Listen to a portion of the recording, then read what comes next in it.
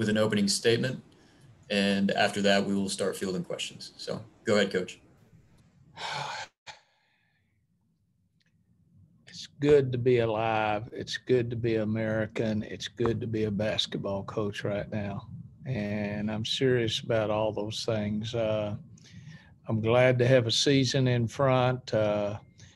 Basically, I just felt like we needed to reach out to the media and let you know that we start next Wednesday at 12 noon against Lamar and here at home at Reed Arena. And the world as we've known in the past, it's completely gone. Everything has changed. And here's something right now. Should I wear, you tell me, media, should I wear the football mask that Jimbo's wearing? And a lot of them.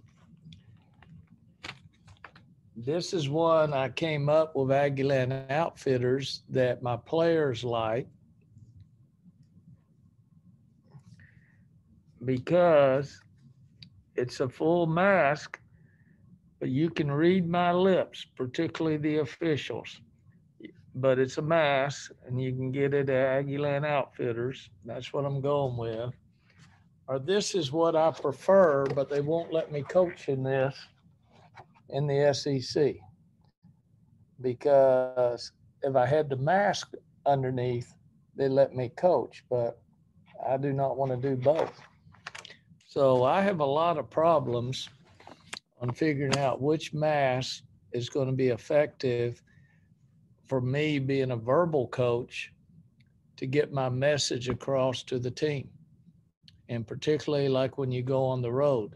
One thing that solves a lot of the road problems is there's going to be limited people in the stands this year across the nation.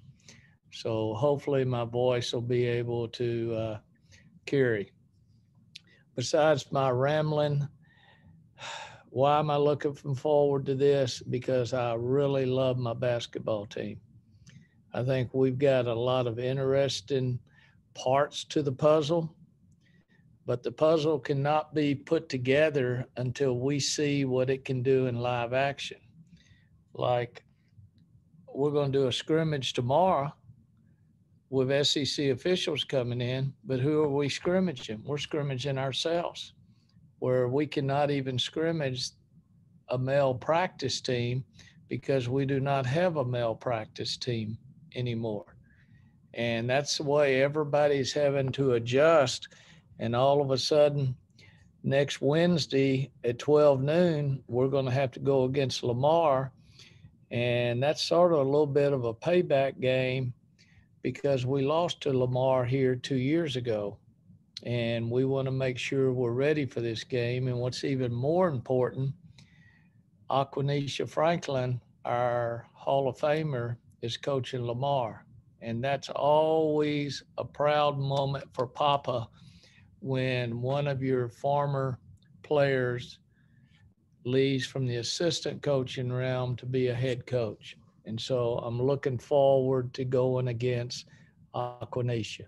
And she will know every one of my hand signals, everything that I do, little finger, that's Illinois, two through, all of that, three, four, I've got them all. But don't worry, I've worked on changing all my signs. So if you're watching Aquanisha, none of that is the same. I've changed it all at practice today. But let's talk about this basketball team.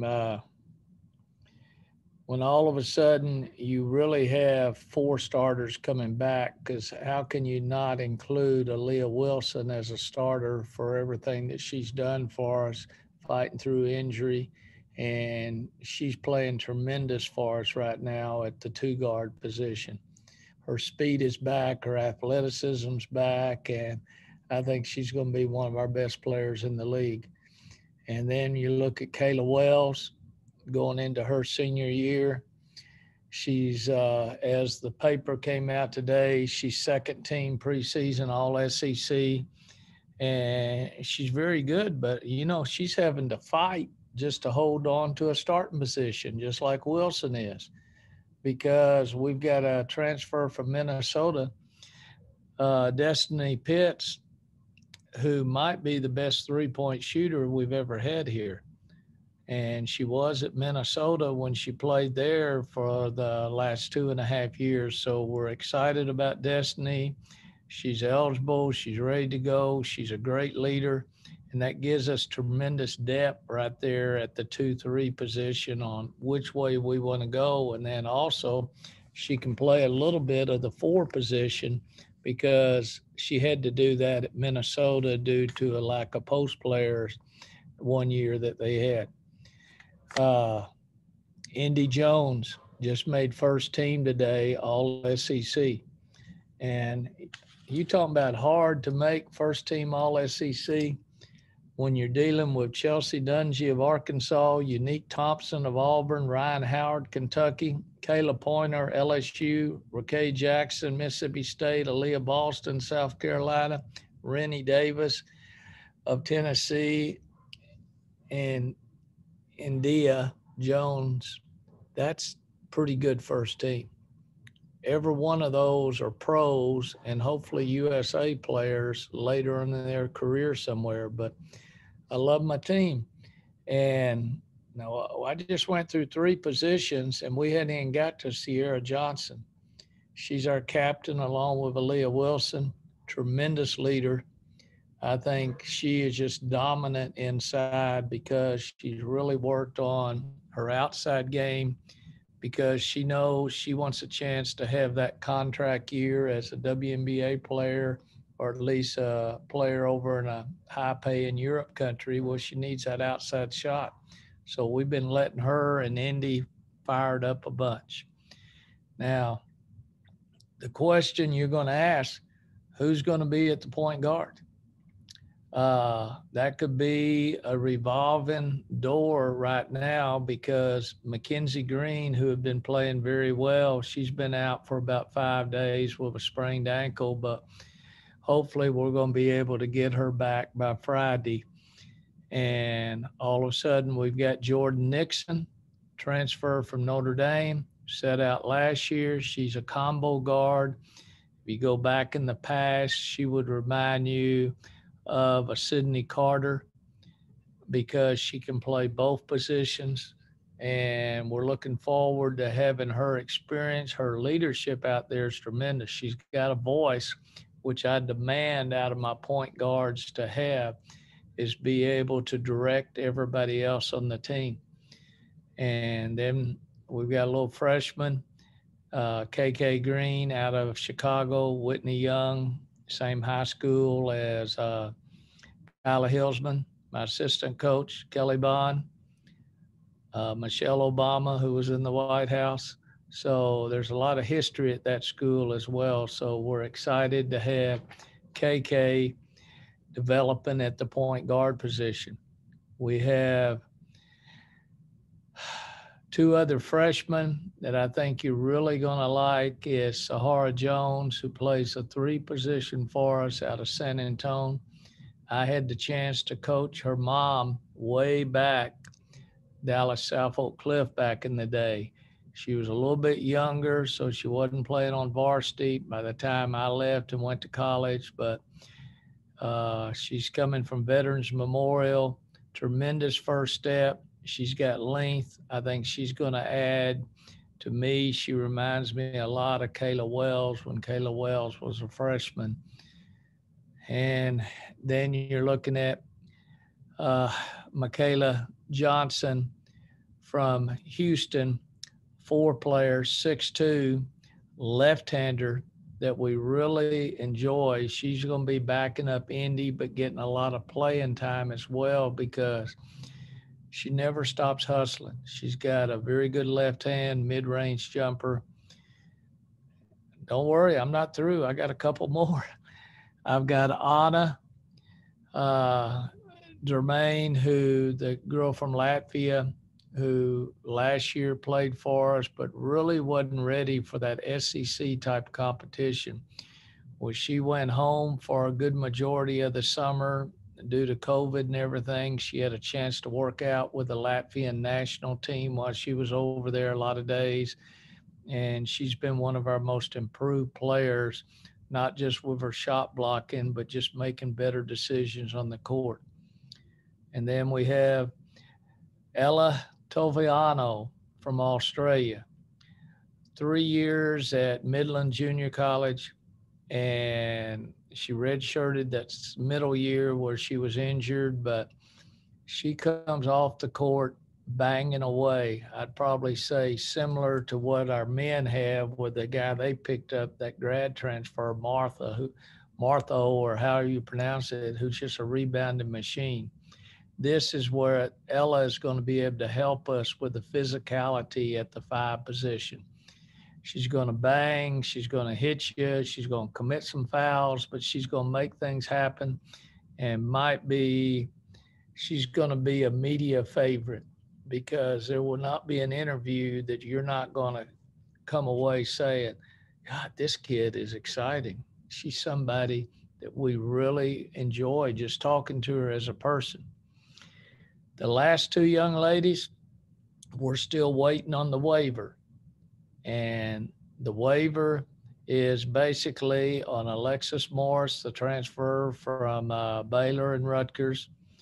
She took a medical last spring. We still do not have a waiver on her being eligible or not being eligible, but she's got speed. She would remind you of Jordan Jones, who played for us.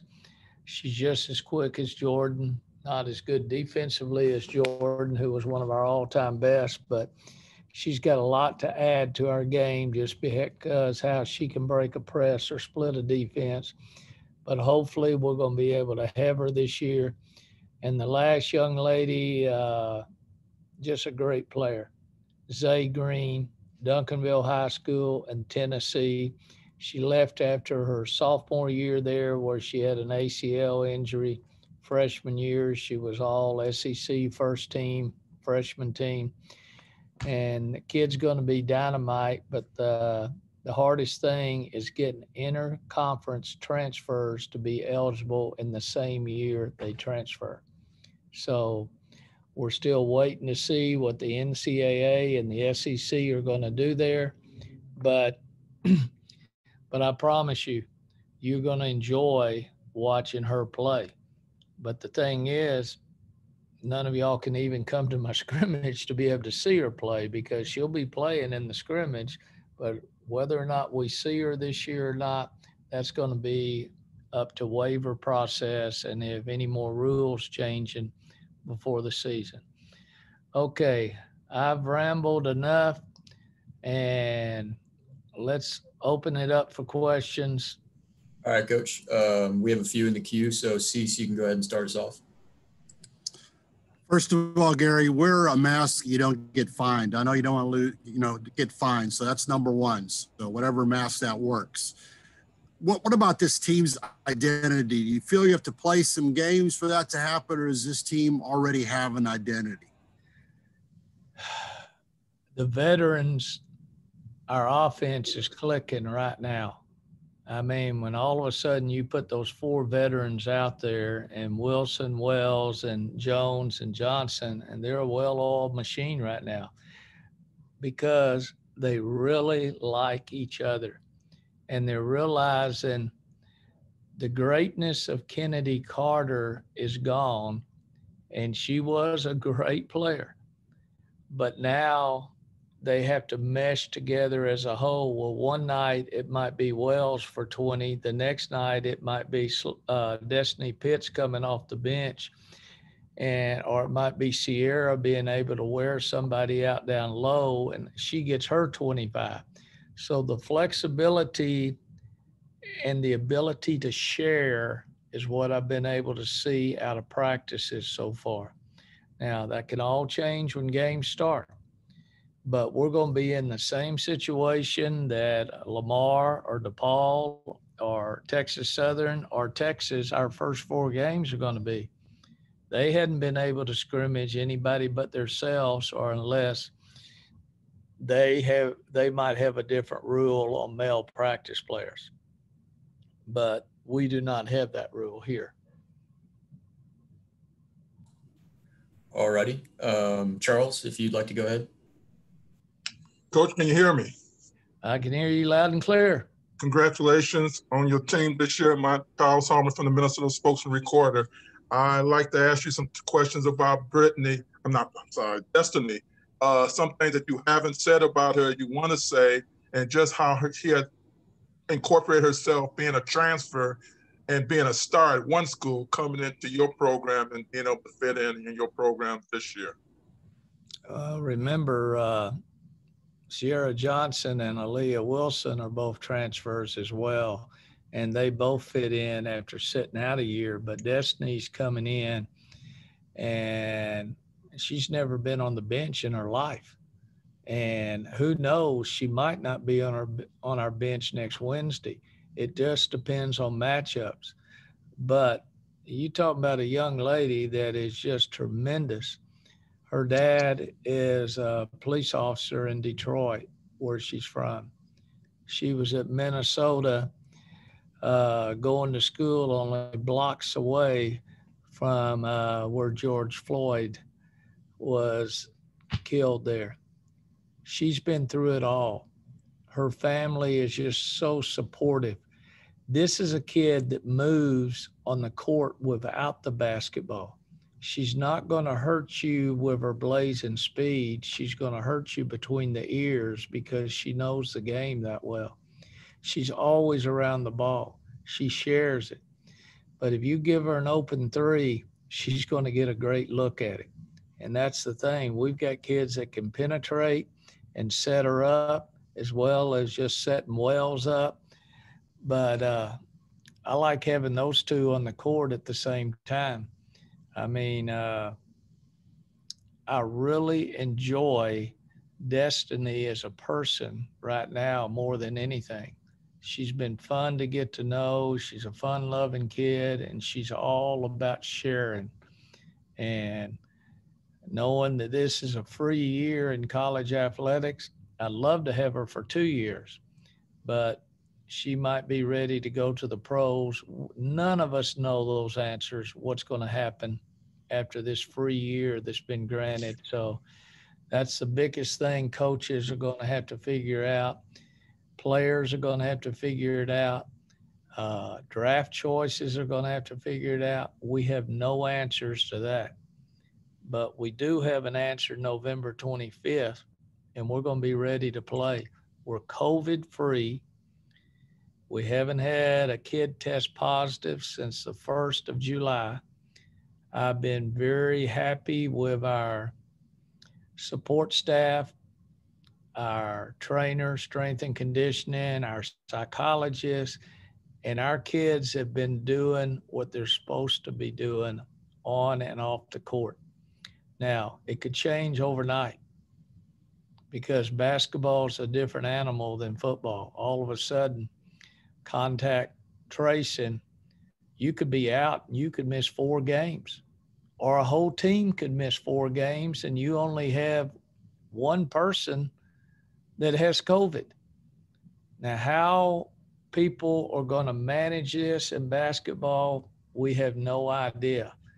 But we've got a great start right now because we are doing things the right way. But you never know what's going to happen. Is it going to be a door handle that gets us by? Is it going to be a common cold? Is it going to be COVID itself? I just hope to be able to have 15 players ready to go at the first of the year, December 31st, when we play Tennessee, in South Carolina when we play our last home game here. Now, that's my Christmas wish, to have 15 players happy and healthy and productive. But Destiny, that's going to be one of your first interviews. That's who you're going to want to talk to. Just a follow-up, if I can, what do you feel her best position that she can play for you at this year?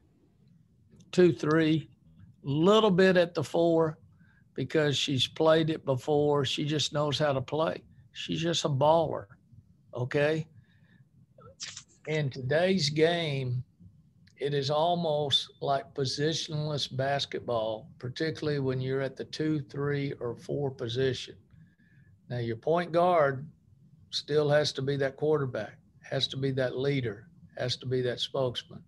But everyone else, you better be able to play three positions out there depending on the offenses that you're seeing or the zone defenses.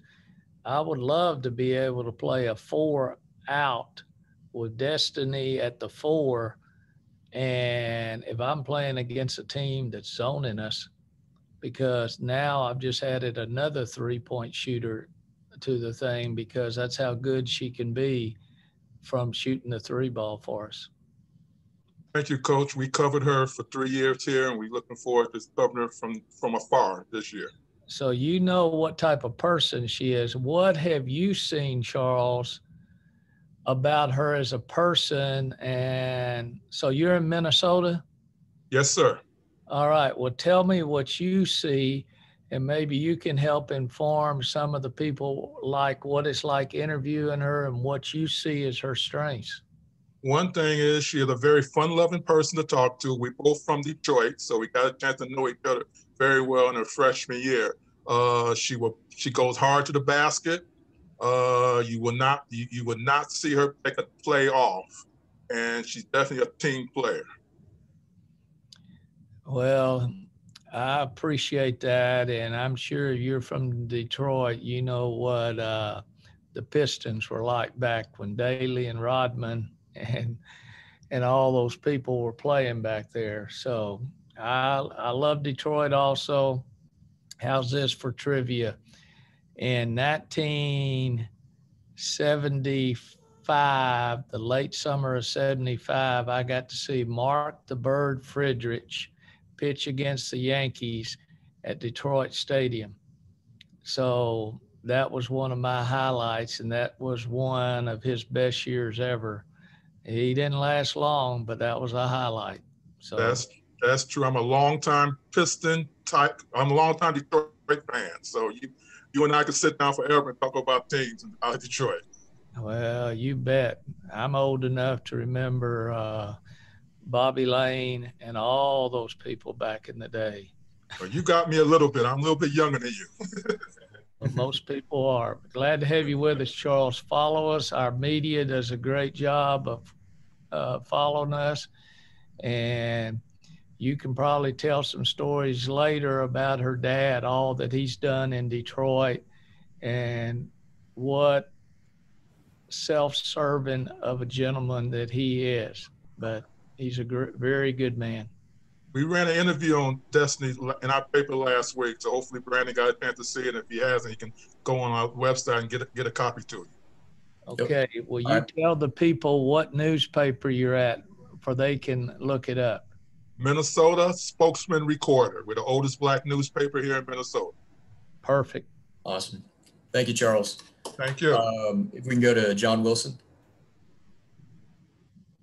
Coach, with all the spike in cases that we have, not only here in our area, but across the state, how concerned are you that you'll be able to get the opener with Lamar in next week? I hope so. We're fine, but as Ross, our athletic director, says, it's 15 by 15. It changes every 15 minutes. And that's what administrators are having to go through, from Commissioner Sankey on down to everybody. Everything is changing.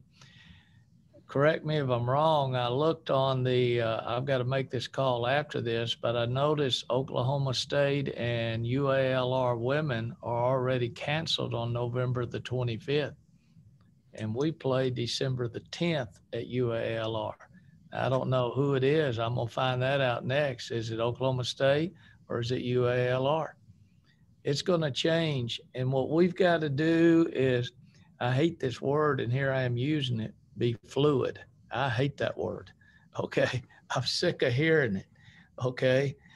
I've got to figure it out, but we're going to be safe.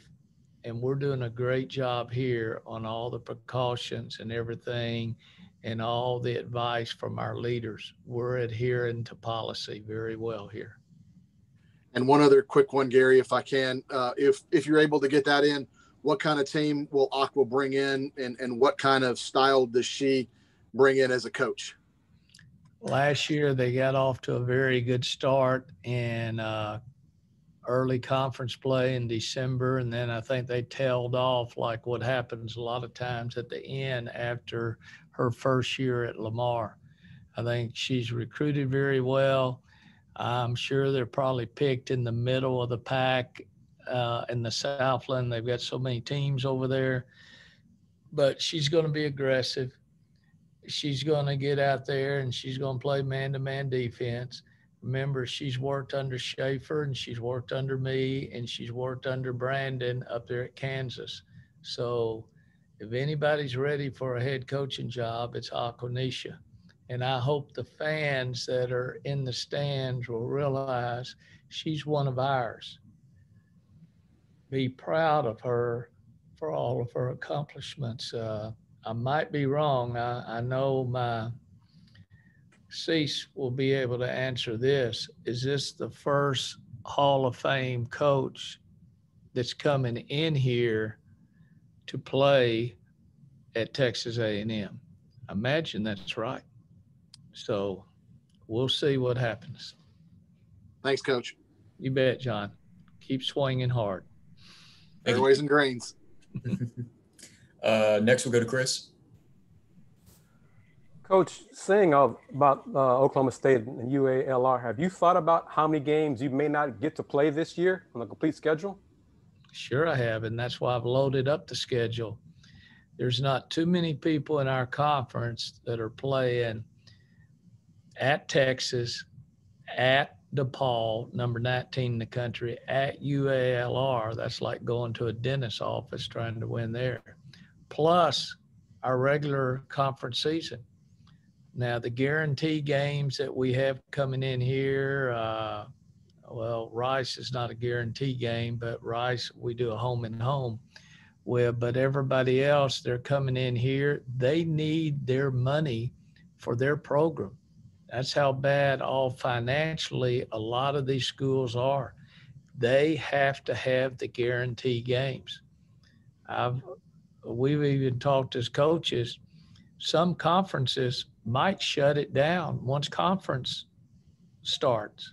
You might see that, but to make some of these teams and some of the other conferences hit their budget line, they need those guarantees, both men and women, and they're going to do everything possible.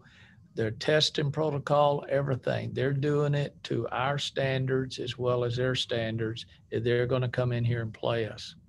So testing 3 times a week, they'll be testing. And if somebody gets hurt, we haven't got the exact number, 7 scholarship players or 8 scholarship players. Each league is different on what they have to have available. And so sometimes you might just have to play shorthanded, sort of like what the New Orleans Saints might have to do with a quarterback going down to the 3rd string. We saw what happened to my Cowboys. They went all the way down to 4th, and that hadn't worked out. And one more thing real quick.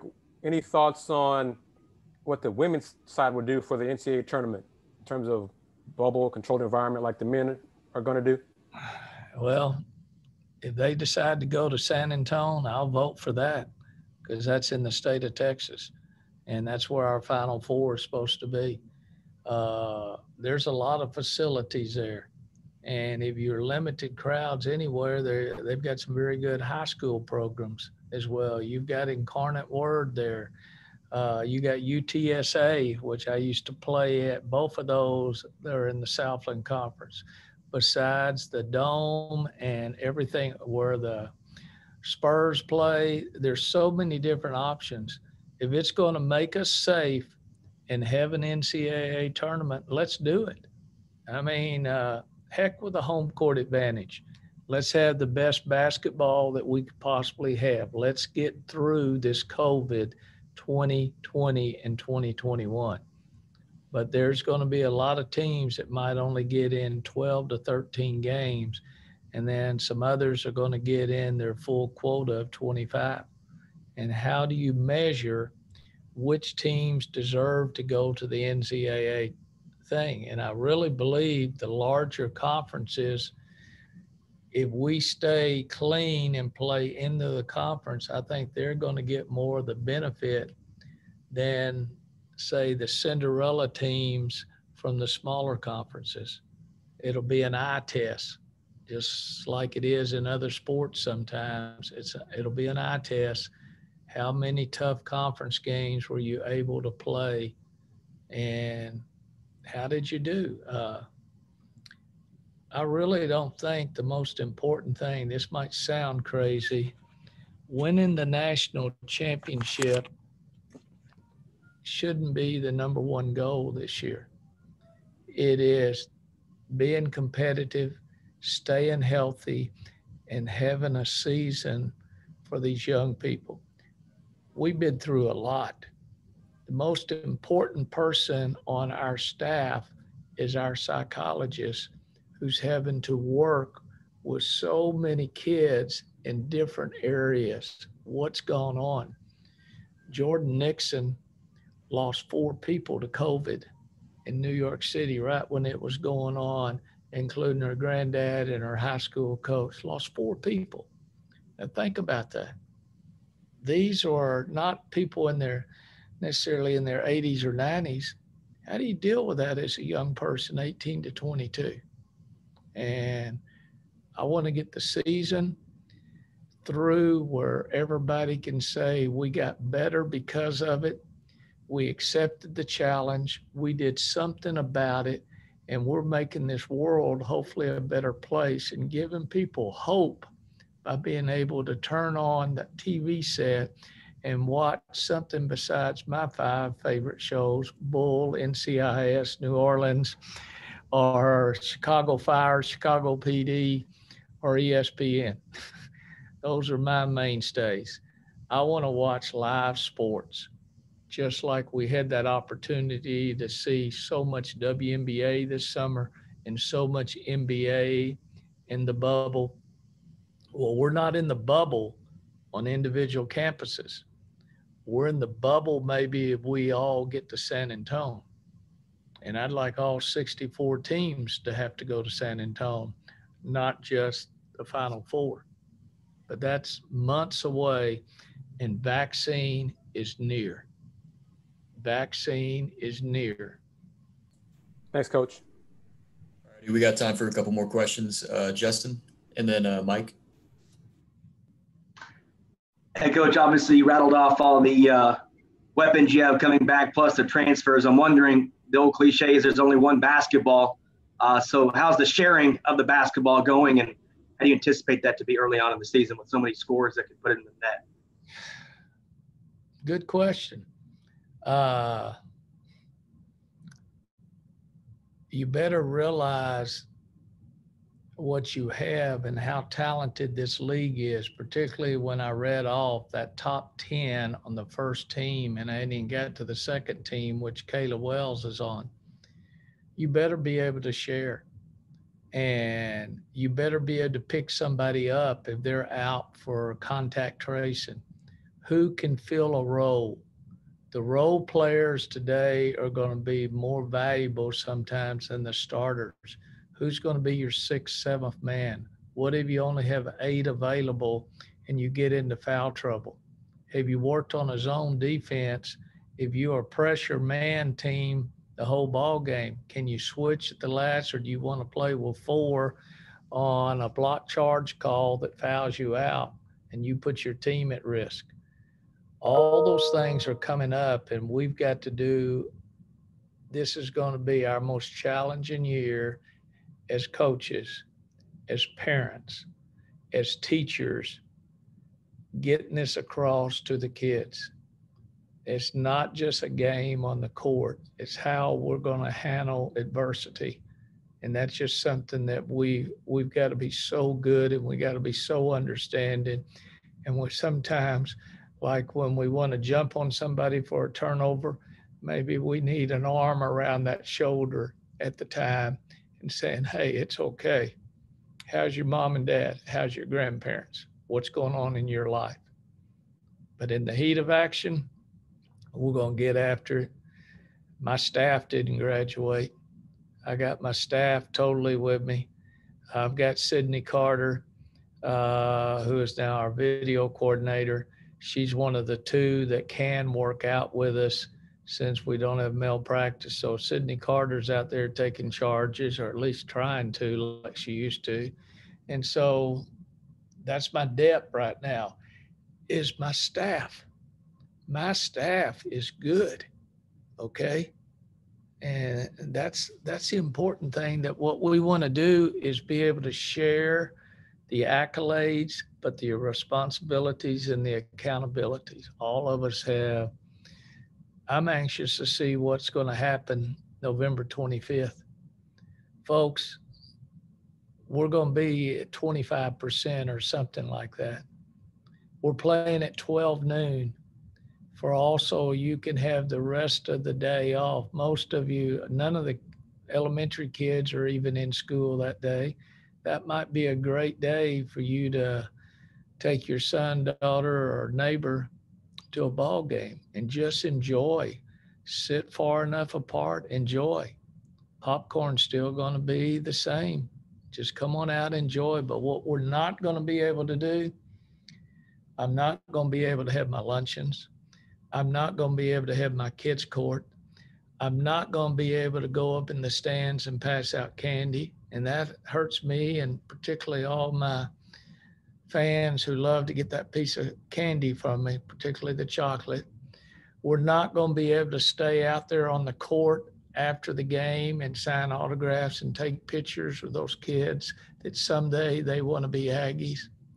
All those things. We hadn't been into a single recruit's home, even though we just signed 3 very good young ladies to be in our program. Everything has changed. So don't be judgmental out there. Accept the world. If you cannot come out in person because of COVID or a movement or something, watch us on TV, listen on the radio, or read the newspaper the next day.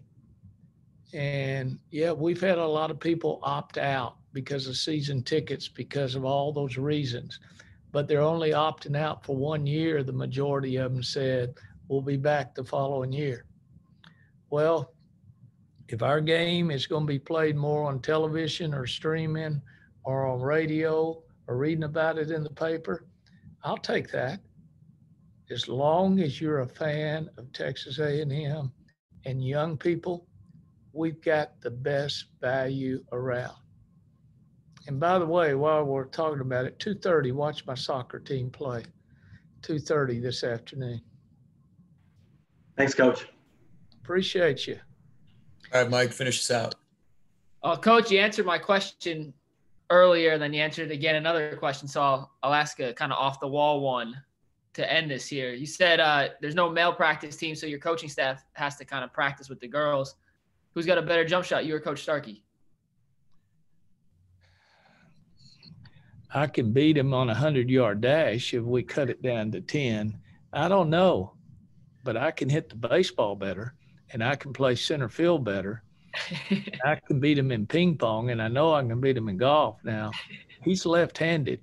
He's got a pretty sweet jump shot, okay?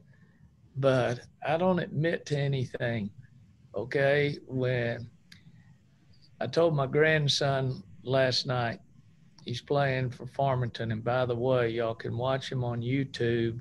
Just type in Farm Cards. He's a starting point guard, come off ACL.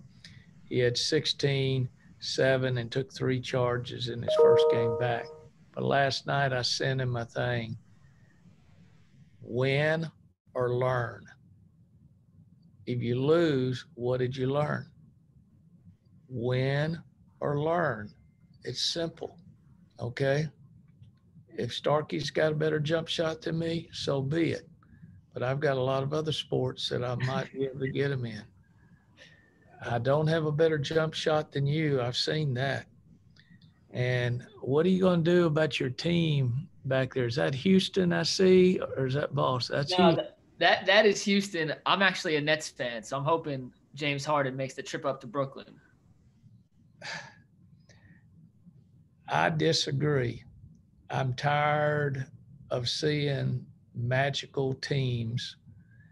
Everybody's got to have a threesome. I think people need to learn how to get along because I like Harden and I like Westbrook. I think they'd be better off trading for Steve Adams out of Oklahoma City to come in and do the dirty work and just add a piece to the puzzle and learn to make it go. Houston's a very good team, but I'm not all for the mega teams. That's what's going on now in sports, and I'm not for that. Appreciate it, Coach. Awesome. Well, thank you all for coming.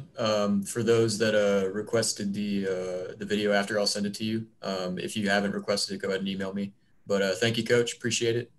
Thanks, Coach. Cease. Yes, sir.